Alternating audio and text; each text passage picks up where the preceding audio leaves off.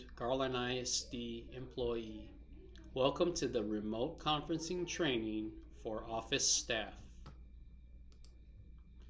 So what is remote conferencing? On August 5th, the Texas Education Agency announced that school districts could use a program called remote conferencing as a tool for eligible students who are absent from school to participate in learning from home for up to 20 school days during the academic year. This gives students an opportunity to stay up to date with classwork while they are medically unable to attend school. Eligibility.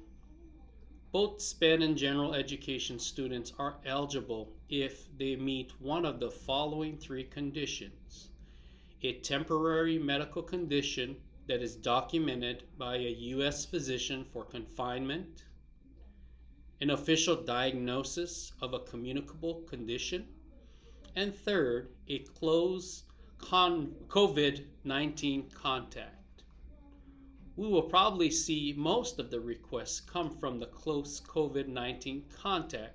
For example, if a parent tells us that their child has been exposed, we will take the parent's word with it and follow the process. What are the limitations of remote conferencing? Each child is limited to 20 days total per school year. This does not mean a child will be out for 20 days. However, they have up to 20 days they can use during the school year, just like how you have personal leave or sick leave. Remote conference will be done synchronously. Since the beginning of the pandemic, we've learned what synchronous and asynchronous instruction, and what it really comes down to is the instruction for our children in remote conferencing needs to be synchronous, which means live instruction and interaction between the student and the teacher. For students grade pre-K through 5, they require 2 hours of synchronous instruction, and the focus will be on math and English language arts, with other subjects embedded in Canvas. For secondary 6th graders to 12th graders, they will require 4 hours of synchronous live two-way instruction. Core content live support and other subjects will be hosted on Canvas. So as an office staff member, what steps do you need to take to get students set up with remote conferencing? Step one, you will notify the parent of a remote conferencing option and send them the remote conferencing information sheet. On this sheet, there is a brief summary for parents that's written in English and Spanish that details the expectations as well as a schedule and how this is an added benefit to them. Once you send the form, once you notify them, the next step is sending them the enrollment form. Each campus has a separate link, so be sure that you send your campus-specific link to the parents. Step 3, you're going to review the remote conference request form from the parent, and when the parent completes that, you're going to send it to the counselor in the Skyward course, to enroll in a Skyward course, and that's for secondary campuses. For elementary campuses, you can skip this step as Student Services has graciously volunteered to enroll the student in Skyward course for you. Step 4, for secondary, the counselor will assign students to the General Remote Conference course for their campus. This will be added to their 00 period. For elementary, Student Services will assign students to the Remote Conference course and notify the home campus when it is complete. Step 5, once enrollment is complete, you will do 2 steps. You're going to notify the parent of enrollment in remote conference and send them the information sheet, again, that summarizes the student and parent responsibilities for remote conferencing, and that includes the scheduled times when they need to appear. And you're also going to send them the QR code and link for the appropriate grade level for the student to self-enroll in the Canvas or Seesaw course. Note, student services will email the campus contact whoever you identify as the lead for remote conferencing when the student has been enrolled in the remote conferencing course.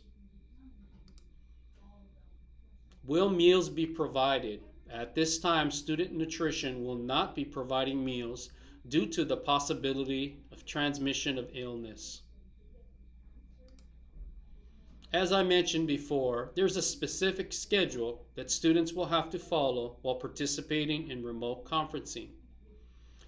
The schedules are listed here, and I will also send the copy of this presentation so you can click on the live links. Attendance. Campuses will adhere to the following attendance practices to ensure attendance guidelines are met on a daily basis. One remote conference course will be available for elementary and secondary. Multiple teachers will be assigned to the course. The teachers will not be from the student's campus. They will be long-term substitutes. There will be a response sheet, and daily scoured lists will be used to determine expected student attendance each day. Central attendance update will be taken by subs since they are not connected to a campus. Attendance will be taken for the student by the teacher that is facilitating the student at the attendance taking time. Attendance will be recorded once for the day. Students will log onto a Google Meet, and that facilitator or long-term sub will direct students to various rooms for additional information. Older students will have a Google form to submit to their teacher with their name and student ID as a backup for attendance purposes. The responses will be used as a backup for attendance. When we refer to older students, we are referring to students grades 3 and up. Students who are absent from remote conference should be marked as ECO. We'll provide a daily data mining report for you. Absence from remote conference does not count toward truancy, but it does affect the 90% rule. Just a general reminder from our attendance office, this is new for everyone. This will not work perfectly. There will be changes. There will be training and support. More information and reports to come. Please be sure you communicate your concerns with us so that we can adapt, change, and make adjustments so that we can best meet the needs of our students. If you have questions, you can contact me. My name is Chucky Viernes. I'm the School Design Administrator from the Office of Innovation, and that's my contact information via email or phone.